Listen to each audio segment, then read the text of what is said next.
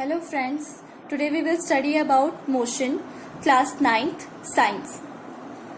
Now what is motion? You might have seen buses running on the roads, trains moving on the railway tracks and planes flying in the sky. These all are the examples of bodies in motion.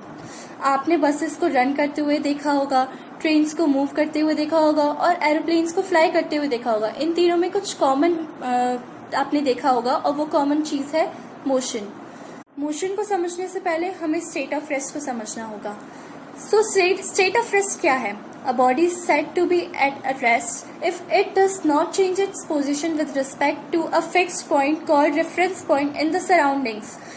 अगर कोई body अपनी position change नहीं कर रही है with the respect to a fixed point, and fixed point is also known as reference point. अब reference point क्या है?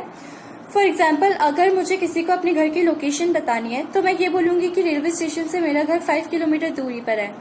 तो मेरा घर किस से 5 किलोमीटर की दूरी पर है? रेलवे स्टेशन से. सो रेलवे स्टेशन यहाँ पे रेफरेंस पॉइंट है.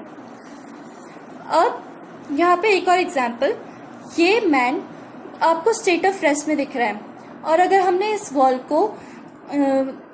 को हमने रेफरेंस पॉइंट मान लिया तो फिर उस with respect to the walls this man is in state of rest. If you are sitting in your room, you are in the state of rest with respect to the fixed walls of your room. अगर आप room में बैठे हुए हैं तो फिर आप state of rest में with respect to the fixed walls. और your position does not change with respect to walls of the room with passage of time. So time तो कभी state of rest में नहीं होगा. So passage of time में अगर आपकी position change नहीं हो रही है तो आप state of rest में हो. Here walls of the room act as a reference point. Said to be in the state of motion with respect to fixed walls of the room. अगर आप अपनी पोजीशन कंटिन्यूसली चेंज कर रहे हैं तो आप स्टेट ऑफ मोशन में हैं with respect to the fixed walls. अब फॉर एग्जाम्पल ये जो हाउस है इसे हम रेफरेंस पॉइंट मानते हैं और ये जो कार है इसे हम ये स्टेट ऑफ मोशन में है with respect to the reference point. Reference point यहाँ पे हाउस है तो ये अपनी पोजीशन बार बार चेंज कर रहा है. सो ये स्टेट ऑफ मोशन में है. A body said to be in the state of motion when its position changes continuously with respect to the fixed point in the surroundings. Now we will study about distance. What is distance? The total length of the path covered by a body is called distance. जब हम अपनी position बार बार change करते हैं तो फिर हम कुछ cover करते हैं और वो डिस्टेंस कवर करते हैं. फॉर एग्जाम्पल, ये जो मैन है उसने ये डिस्टेंस कवर किया, उसकी पोजीशन चेंज हुई और उसने कवर किया डिस्टेंस निकालने के लिए हम इन सारे लेंथ्स को प्लस करेंगे तब हमें इसकी टोटल डिस्टेंस मालूम पड़ेगी. विच इज, अगर हमें इसकी डिस्टेंस पता करनी है सो AB plus BL plus LC plus CD plus DE plus EF plus FG plus GH plus HN plus NA, तब हमें इसकी टोटल डिस्टेंस मालूम हो. इसके बारे में हमने पढ़ा. Now we will study about displacement. The shortest distance between the initial and final positions of the body is called displacement. जो shortest distance होती है initial position और final position के बीच वो displacement होती है. For example, ये लीफ यहाँ पे एक ऑब्जेक्ट है, इसने मूव किया A to D, सो ये इसकी डिस्प्लेसमेंट है. जबकि अगर हम डिस्टेंस को देखें सो डिस्टेंस अगर इसने ऑब्जेक्ट ने मूव किया तो AB plus BC plus CD ये उसकी डिस्टेंस है. लेकिन जो शॉर्टेस्ट डिस्टेंस, इनिशियल पोजीशन उसकी A है और फाइनल पोजीशन उसकी D है. So shortest distance between initial position and final position is displacement. Distinction between distance and displacement. Differences between displacement and distances. Distance is a scalar quantity. Distance एक scalar quantity. अब scalar quantity क्या है?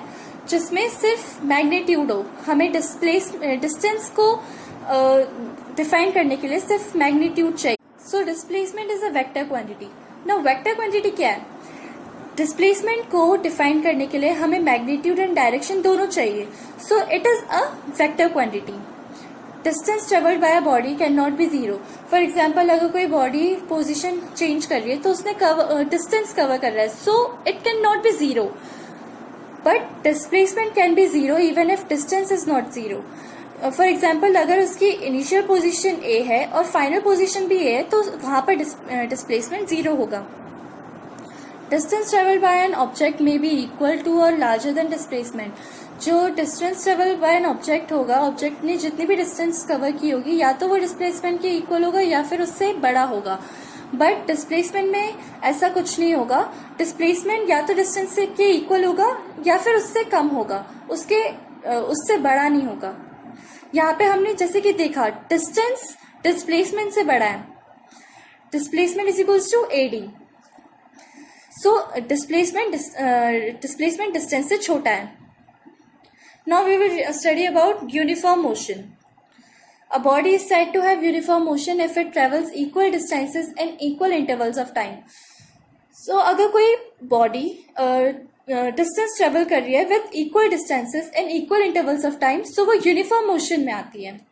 For example, ये body move कर रही है equal distances. यहाँ पे आप देख सकते हैं कि equal distances है और वो equal interval of time में उस distance को cover कर रही है. So ये uniform motion है. Now non-uniform motion. A body is said to have non-uniform motion if it travels unequal distances in equal intervals of time. अगर कोई body distance travel कर रही है, unequal distances travel कर रही है equal intervals of time में, so वो non-uniform motion है. For example, यहाँ पे देखिए, distances तो unequal है but उसे travel वो एक ही समय पर कर रही है, तो ये non-uniform motion है. उसकी एक दूसरी definition भी है. A body is said to have non-uniform motion if it travels equal distances in unequal intervals of time. पहले हमने पढ़ा था unequal distances in equal intervals of time. अब हम पढ़ेंगे equal distances in unequal intervals of time.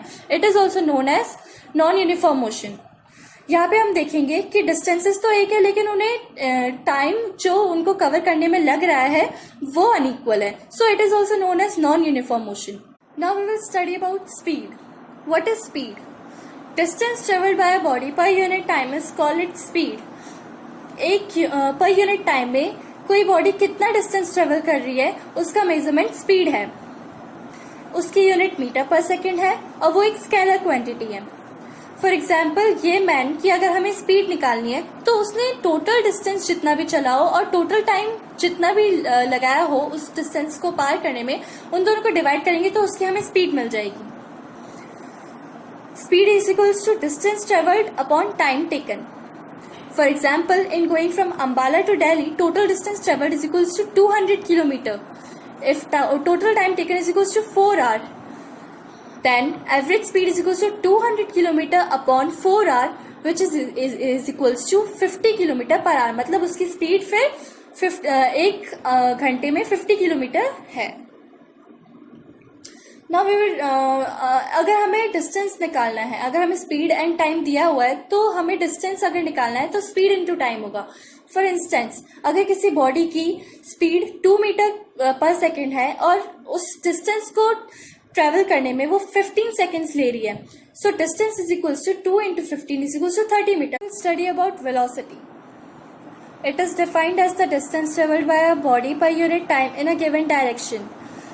कोई body कितना distance travel कर रही है पर यूनिट टाइम में in a given direction is velocity. हमने स्पीड में देखा था कि कोई बॉडी डिस्टेंस ट्रेवल कर रही है पर यूनिट टाइम में, वो स्पीड है, लेकिन यहाँ पर velocity in a given direction, वो velocity. It is a vector quantity. उसे डिफाइन करने के लिए हमें मैग्नीट्यूड एंड डायरेक्शन दोनों की जरूरत है.